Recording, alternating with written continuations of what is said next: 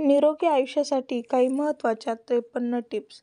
Number 1. महिलांना मासिक पाळीत अनियमितता असल्यास पुदिन्याच्या पानांपासून बनवलेला चहा पिणे फायदेशीर ठरते. नंबर 2. एका श्वासात पाणी कधीही पिऊ नये कारण त्यामुळे छातीत दुखू शकते. नंबर 3. स्वतःला थोडे सामाजिक बनवा. लोकांना भेटा, बोला. यामुळे तुमच्या नात्यात आपुलकी आणि प्रेम निर्माण होईल. तुम्ही लोकांपासून अलिप्त राहिल्यास त्याचा तुमच्या मानसिक आरोग्यावर तसेच आरोग्यावर वाईट परिणाम होतो. नंबर 4. पोटाचा कोणताही आजार असल्यास घरातील मसूर डाळ जास्त प्रमाणात खा आणि त्याने पण कमी झाला नाही तर डॉक्टरला दाखवा. सनस्क्रीन फक्त उन्हाळ्यातच वापरावे नाहीतर पावसाळ्यात आणि हिवाळ्यात देखील वापरणे तितकंच महत्त्वाचं आहे. सनस्क्रीन तुमच्या त्वचेला हानिकारक आणि अतिनील किरणांपासून वाचवते ज्यामुळे टॅनिंग होण्यास प्रतिबंध होतो. नंबर 6. आल्याचे पाणी प्यायल्याने शरीरात जमा झालेले रक्त वाहू लागते. रोज केस धुतल्याने केस गळण्याची समस्या निर्माण होते. तांत्रिक सुविधांमुळे आपलं आयुष्य सोपं झालं असलं तरी त्यांचा आपल्या आरोग्यावरही नकारात्मक परिणाम होतो. त्यामुळे त्यांच्यावर अवलंबून न राहता शारीरिक क्रिया करा. जसे की कारऐवजी चालत जा, लिफ्टऐवजी पावलांचा वापर करा. यामुळे तुमचे शरीर लवचिक होईल ज्यामुळे तुमचे कोलेस्टेरॉल आणि रक्तदाब नियंत्रणात राहील. नंबर 9. भात फ्रीजमध्ये ठेवून जास्त दिवस वापरू नये. त्यामुळे पोट खराब होण्याबरोबरच इतर अनेक आजार होऊ शकतात. नंबर 10. एकटेपणा टाळण्यासाठी कुटुंब आणि मित्रांमध्ये वेळ घालवा. यासाठी तुम्ही कुठेतरी सहलीचे नियोजन करू शकता. याशिवाय नृत्य, संगीत, गायन, स्वयंपाक किंवा इतर कोणतेही आवडते काम करू शकता. तुमच्या दैनंदिन दिनचर्येत ध्यान आणि योगासाठी थोडा वेळ काढा. तरी लक्षणे जाणवली तरी तज्ज्ञांचा सल्ला अवश्य घ्या. नंबर 11. अंघोळीपूर्वी लघवी करणे हे कमजोर पोटाचे लक्षण आहे. 12. निरोगी राहण्यासाठी आहारातून साखर काढून टाका. मिठाचे सेवन कमी करा. सॅलड, दही, ताक इत्यादींमध्ये पांढऱ्या मिठाऐवजी काळे मीठ वापरा. पाण्याच्या कमतरतेमुळे ओठ काळे होतात. 14. जर आपण एकाकीपणाला बळी पडलेल्या लोकांबद्दल बोललो तर भूक न लागणे, वजन कमी होणे, अस्वस्थता जाणवणे, डोकेदुखी, पोटदुखी यांसारख्या समस्या त्यांच्यातही दिसून येतात.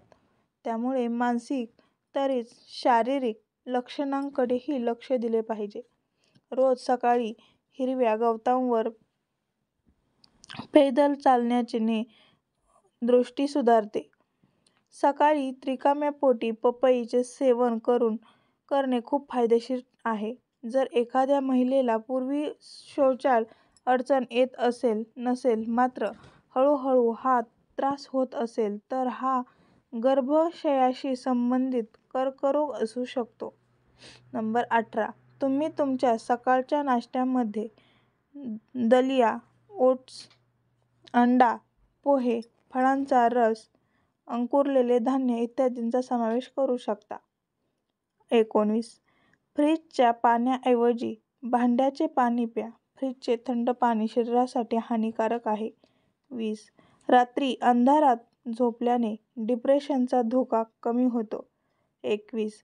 जर एखाद्या महिलेला अपचन, पोटदुखी किंवा वारंवार कोणत्याही कारणाशिवाय उलट्या होऊ लागल्या तर ती गंभीर बाब असू शकते. तुम्ही ते हलक्यात घेऊ नका आणि वेळीच डॉक्टरांचा सल्ला घ्या.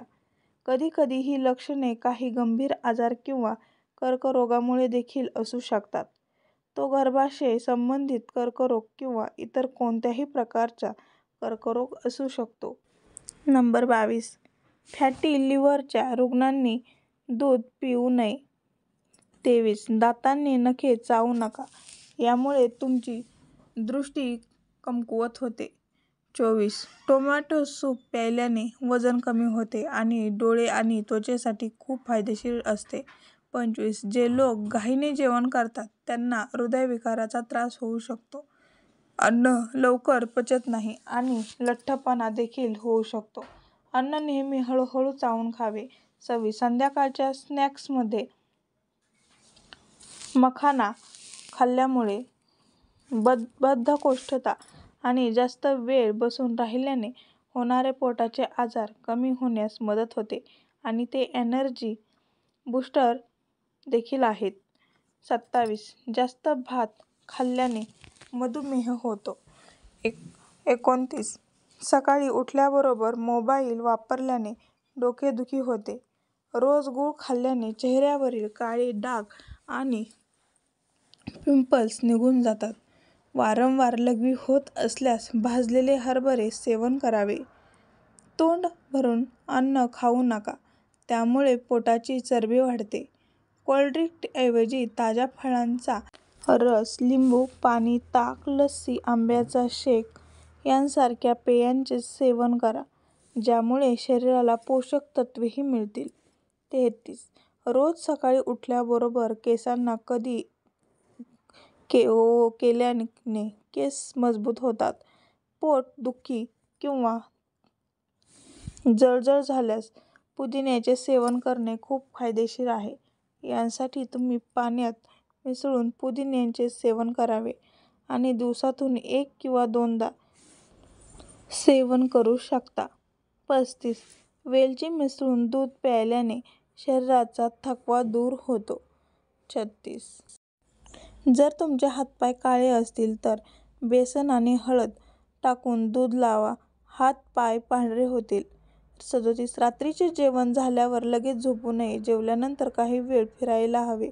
रात्रीच्या जेवणानंतर चालण्याने अन्न सहज पचण्यास मदत होते आणि शरीराचे वजन नियंत्रणात राहते. जास्त चहाचे सेवन केल्याने दातांच्या एनेमल्स वर खूपच वाईट परिणाम होतो. जर तुम्हाला घरातून उंदीर हाकलायचे असतील तर खोलीच्या प्रत्येक कोपऱ्यात कापूर ठेवा. 40.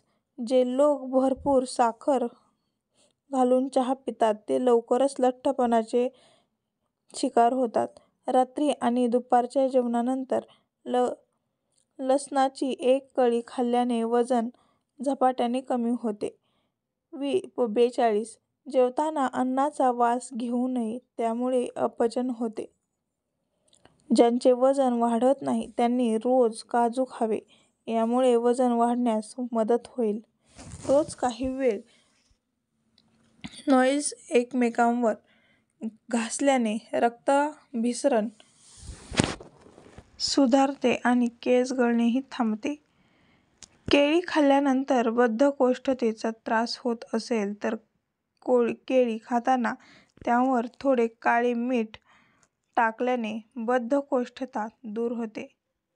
दिवसभरात कोणत्याही स्वरूपात 1 चमचा दालचिनीचे सेवन केल्यास तुमचे आरोग्य चांगले राहील.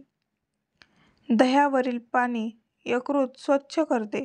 दिवसातून 1 ग्लास प्या. पेरूच्या सेवनाने आळस आणि डिप्रेशन कमी होतो.